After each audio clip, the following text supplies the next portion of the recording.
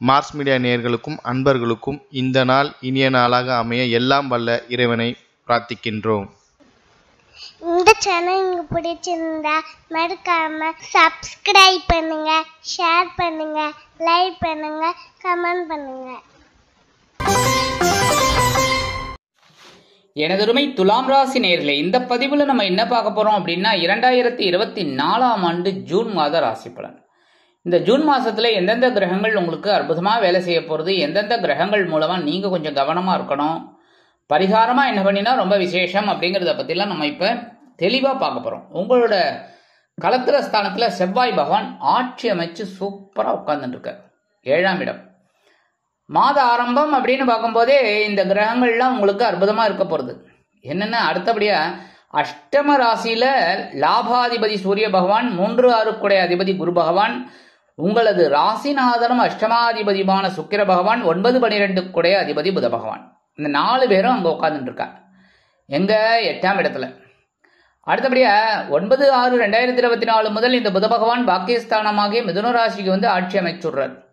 26-6-2024 முதல் இந்த புத பகவான் ஜீவனஸ்தானமாகிய கடகராசிக்கு வந்துடுறார், 10ஆம் இடம். அதே மாதிரி சுக்கிர பகவான் 13-6-2024 முதல் பாக்கியஸ்தானத்துக்கு வந்துடுறார். 15ஆம் தேதியிலிருந்து அதே பாக்கியஸ்தானத்துக்கு சூரிய பகவான் வந்துடுறார். விரைய ராசியில கேது பகவான் குருவோட பார்வையை வாங்கிட்டு சஞ்சாரம் பண்ணிட்டு இருக்கார். பஞ்சமஸ்தானத்துல சனீஸ்வர பகவான், பகைருண ரோகஸ்தானத்துல ராகு பகவான். இதான் இந்த மாச கிரக நிலைகள், சஞ்சாரங்கள், பெயர்ச்சிகள். அந்த வகையில களத்திரஸ்தானத்துல செவ்வாய் பகவான் ஆட்சி அமைக்கிறது ரொம்ப நல்லது. ஏன்னா மேஷராசியில 7ஆம் இடம் அப்படிங்கும் போதே ரொம்ப பவர்ஃபுல்லா இருக்கார் ஆட்சி. அதே சமயம் பார்த்தீங்கன்னா இந்த செவ்வாய் பகவான் உங்களுக்கு 2-7 அதிபதி. தனபரவு தாராளமாக வந்துட்டு இருக்கும்.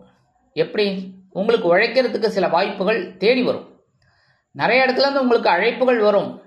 தொழில் வியாபாரம் நல்லபடியா இருக்கும். அதே மாதிரி உத்தியோகத்திலேயும் முன்னேற்றம் இருக்கும். அதனாலே வரும்படி வரும். வருமானம் வரதுனாலே சந்தோஷம் இருக்கும். நண்பர்கள் இந்த நேரத்தில் ரொம்ப உதவியா இருப்பார்.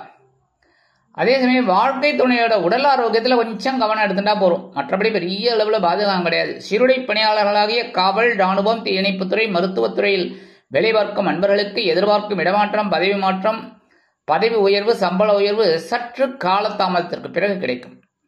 அடுத்தபடியா 8ஆம் இடத்துல லாபாதிபதி சூரிய பகவான்.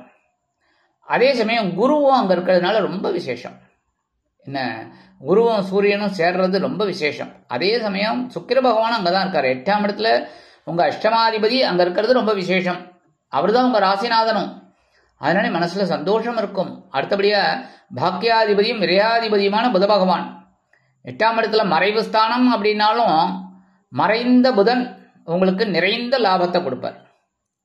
மறைந்த புதன் நிறைந்த லாபத்தை கொடுப்பார்.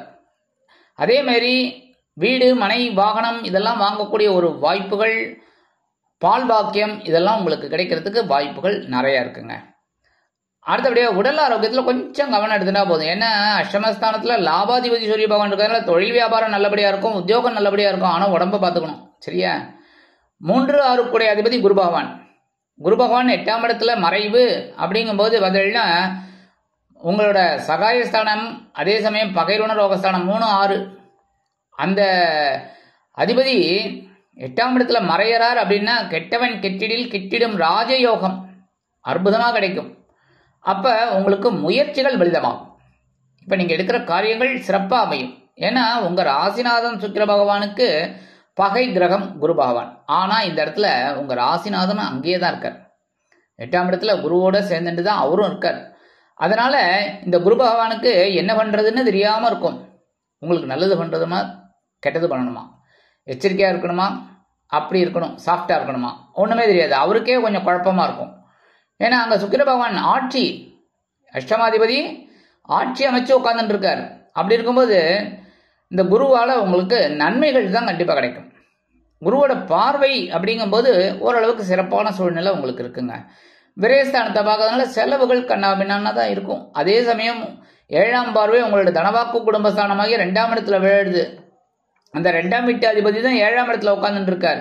அந்த 7ஆம் வீட்டுல உட்கார்ந்து இருக்கிற செவ்வாயை சனீஸ்வர பகவான் தனது 3ஆம் பார்வையை வேற பார்த்துட்டு இருக்கார். மனசுல ஒரு சந்தோஷம் இருந்துட்டே இருக்கும். எடுக்கிற காரியங்கள் சிறப்பாக அமையும். வருமானம் வந்துட்டே இருக்கும். அடுத்தபடியாக சுகஸ்தானமாகிய 4ஆம் இடத்துல ஒரு பார்வை விழறதுனால சில பேருக்கு வீடு, மனை, வாகனம் இதெல்லாம் வாங்கக்கூடிய ஒரு வாய்ப்புகள் உருவாகும். உற்றார் உறவினர்கள் ஆதரவாக இருப்பார்கள். திடீரென வெளியூர் பிரயாணங்களின் மூலம் உங்களது வாழ்க்கையில் நன்மைகள் நடைபெறும். 9/6/2024 முதல் இந்த புத பகவான் பாக்கியஸ்தானமாகிய 9ஆம் இடத்துக்கு வந்துடுறது ரொம்ப விசேஷம். இப்போ உங்களுக்கு எடுக்கிற காரியங்கள்லாம் அற்புதமாக இருக்கும். ஒவ்வொரு வேலையும் நுணுக்கமாக செய்வீங்க. ஏன்னா அறிவுத்திறன் அதிகமாகும். நுட்பமான அறிவு வெளிப்படும். தந்தை வழி உறவினர்கள் ஆதரவாக இருப்பார்கள். அதே சமயம் 13/6/2024 இந்த சுக்கிர பகவானும் உங்களோட பாக்கியஸ்தானமாகிய 9ஆம் இடத்துக்கு வந்துடுறார். 15/6 பாக்கியஸ்தானமாகிய 9ஆம் இடத்துக்கு சூரிய பகவான் வந்துடுறார். இந்த 3 பேரும் உட்கார்ந்துட்டு உங்களுக்கு நிறைய நன்மைகளை கொடுக்க போறார். ஏகப்பட்ட நன்மைகள். இதெல்லாம் பிடிச்சிக்கணும். நீங்க புரியுறதா? நான் சொல்றதெல்லாம் நீங்க ஒரு பெரிய பூஸ்ட் ஹார்லிக்ஸ் சாப்பிட்ற மாதிரி நினைச்சுட்டு அந்த முயற்சிகள் எல்லாம் நீங்க முடுக்கி விட்டு சந்தோஷமான ஒரு வாழ்க்கைக்கு அடித்தளம் நீங்க தான் இடணும். அதே மாதிரி பாக்கியம் அப்படின்னாலே விசேஷம்.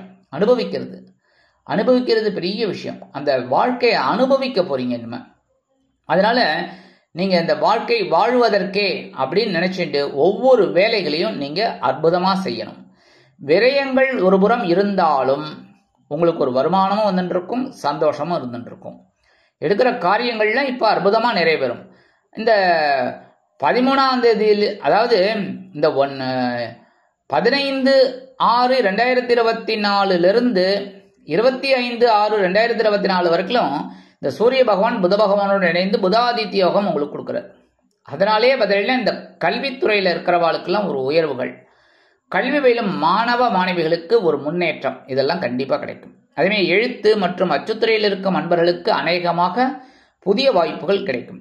26/6/2024 இந்த புத பகவான் ஜீவனஸ்தானமாகிய 10ஆம் இடத்துக்கு வந்ததுனால உத்தியோகத்துல முன்னேற்றம் அதிகமா இருக்கும். பரபரப்பா இருப்பேள்.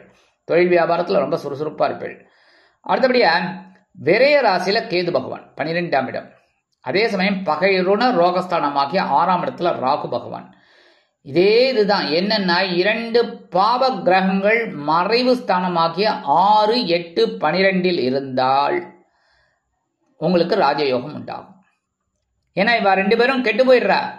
மறைவு சுபகிரகமோ அசுப கிரகமோ மறைவுல இருக்க இந்த 2 கிரகங்களும், சாயா கிரகங்கள், சர்ப கிரகங்கள், நிழல் கிரகங்கள் 2 பேருமே 12ஆம் இடத்துல கேதுவும் 6ஆம் இடத்துல ராகுவும் மறைவு ஸ்தானமாகிய 6, 8, 12க்குள்ள உட்கார்ந்துட்டு இருக்கா. அதனாலேயே பாத்தீங்கன்னா இந்த கிரகங்களும் உங்களுக்கு கெட்டவன் கெட்டிடில் கெட்டிடும் ராஜயோகம் அப்படிங்கிற மாதிரி ஒரு அமைப்புல இருக்கிறதுனால உங்களோட முயற்சிகள் இப்ப அற்புதமா நிறைவேறும். செலவுகள் கனாபினான்னு இருந்தா கூட அதை சமாளிக்கக்கூடிய ஒரு ஆற்றல் உங்களுக்கு கிடைக்கும். அதே மாதிரி குருவோட பார்வையும் வாங்கிட்டு இந்த கேது பகவான் இருக்கிறதுனால இந்த வெளிநாடு இல்லைன்னா வெளியூர் போயிட்டு படிக்கணும்னு நினைக்கிற குழந்தைகள், உத்தியோகம் பார்க்கணும்னு நினைக்கிற குழந்தைகளுக்கெல்லாம் இது அற்புதமான ஒரு காலம். இந்த தசாபுக்தி எல்லாம் நன்னா இருக்கு அப்படின்னா தாராளமா முயற்சிகளை மேற்கொள்ளலாம். அடுத்தபடியா பஞ்சமஸ்தானத்துல சனீஸ்வர பகவான் 5ஆம் இடத்துல பஞ்சமாதிபதியும் சுகஸ்தானாதிபதியுமான சனீஸ்வர பகவான் இருக்கிறது ரொம்ப விசேஷம். உங்களோட பூர்வ புண்ணியம் இப்ப பலப்படுது. போன ஜென்மத்துல என்னென்னலாம் நல்லது பண்ணினோ அதெல்லாம் இப்போ உங்களுக்கு அப்படியே ரிப்பீட்டட் ஃபர்ஸ்ட் கிளாஸ் பலனா கிடைக்கும். நல்ல முன்னேற்றம் கிடைக்கும். மனதில் ஆன்மீக சிந்தனைகள் அதிகமா இருக்கும். குலதெய்வ பிரார்த்தனைகளை சூப்பரா நிகழ்த்துவீங்க. அதனாலேயே மனசுல ஒரு சந்தோஷம் இருக்கும். சில பேருக்கு கோவில் திருப்பணிகளில் ஈடுபடக்கூடிய ஒரு வாய்ப்புகள், இந்த உழவார பணின்னு சொல்லுவா பாருங்க, அதெல்லாம் செய்யக்கூடிய ஒரு வாய்ப்புகள் உங்களுக்கு கிடைக்கும். அதனாலேயே மனசுல ஒரு சந்தோஷம் இருக்கும். 3ஆம் பார்வையா கலத்திரஸ்தானத்துல இந்த சனீஸ்வர பகவானோட பார்வை விழறதுனால இந்த வீடு, மனை, வாகனம் இதெல்லாம் வாங்கும்போது இந்த டாக்குமெண்ட்ஸ் எல்லாம் கரெக்டா பார்த்து அதுக்கப்புறம் முடிவெடுக்கிறது நல்லது. இருந்தாலும் குழந்தைகளின் மூலம் சில மனக்குழப்பங்களும் இருக்கும், மன சந்தோஷங்களும் இருக்கும். பொறுமையா ஒவ்வொரு விஷயத்திலையும் நீங்க கவனமா இருந்தீங்கன்னா ரொம்ப விசேஷமான பலன்கள் உங்களுக்கு கிடைக்கும். மற்றபடி கிரகங்கள் நிறைய பேர் நல்ல ஒரு இதுல இருக்கிறதுனால உங்களுக்கு 2024ஆம் ஆண்டு ஜூன் மாதம் ஒரு அற்புதமான மாதம் அப்படின்னு சொல்லலாம். பரிகாரமா என்ன பண்ணினா ரொம்ப விசேஷம் அப்படின்னா கண்டிப்பா முருகப்பெருமான் வழிபாடு பண்ணுங்கோ. சரியா? இந்த முருகப்பெருமான் வழிபாடு பண்ண செவ்வாய் பகவான் உங்களுக்கு நிறைய அனுகூலமான வாய்ப்புகளை கொடுப்பார், மனசுல ஒரு சந்தோஷத்தை கொடுப்பார். அடுத்தபடியா நவ கிரகங்களில் உள்ள குரு பகவானை வியாழக்கிழமைகளில் நெய் தீபம் ஏற்றி வழிபாடு பண்ணிட்டு வாங்கோ. மனக்குறைகள், மன சஞ்சலங்கள் இதெல்லாம் தீரும். கண்டிப்பாக உங்களது கஷ்டங்கள் தீர்ந்து வளங்கள் உண்டாகும். ஆக இந்த சிறு பரிகாரங்களின் மூலம் 2024ஆம் ஆண்டு ஜூன் மாதம் ஒரு திருப்பம் தரும், மாற்றம் தரும், நன்மைகளை தரும் மாதமாக அமையும் என்று கூறி விடைபெறுகிறேன். நன்றி, வணக்கம். மீண்டும் ஒரு அருமையான பதிவில் நான் உங்களை மனமகிழ்ச்சியோடு சந்திக்கிறேன். வாழ்த்துக்கள். வாழ்க வளமுடன். இந்த சேனல் உங்களுக்கு பிடிச்சிருந்தா மறக்காம சப்ஸ்கிரைப் பண்ணுங்க, லைக் பண்ணுங்க, ஷேர் பண்ணுங்க.